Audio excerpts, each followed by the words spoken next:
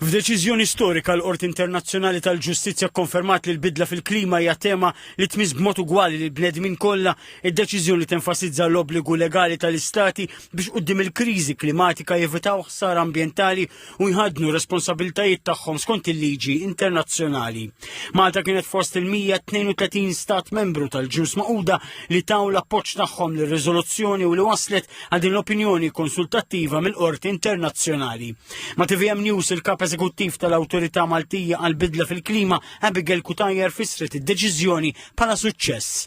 Deċiżjoni bħal di tkun qed issaħħaħ anke li aħna bħala Malta li aħna gżira żgħira nistgħu nipproteġu ħaġa l-vulnerabilità li għandna aħna min-naħa ta' climate change, ġifieri dan aħna qed niġu wkoll impattati mit-tibdil fil-klima li qed jiġri minn stati oħra. Il-fatt li aħna llum il-ġurnata nistgħu nużaw da ġifieri bħala dritt tagħna hija xi ħaġa li hija pożittiva ħafna. L-Inġinier Kutajer qalet li Malta dejjem kienet fuq quddiem fil-kwistjoni tal-bidla tal-klima tant li s-sena li għaddiet twaqfet l-ewwel awtorità fl-Ewropa dwar il-bidla fil-klima. Ħabbret li l-awtorità għaddejja bi pjan biex jiġu identifikati l-aktar setturi vulnerabbli. Per eżempju, is-settur ma nafx tal-enerġija, tat-turiżmu, tat-trasport qed nidentifikawh bħala settur vulnerabbli fit-tranzizzjoni klimatika li qed jiġi impattat. Dak l-istess settur ħankunu qegħdin noħorġu eżempji ta' kif jista' jiġi proteġut. TVM News tażal eżempji konkreti.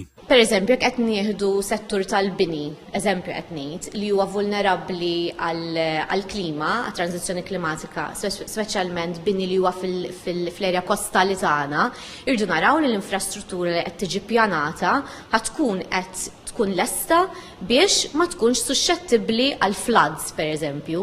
Jiġifieri l-istruttura tal-elettriku tal-ilma, tad-dranaġġ, tkun maħsuba minn qabel biex din mhux ħadd tiġi affatwata.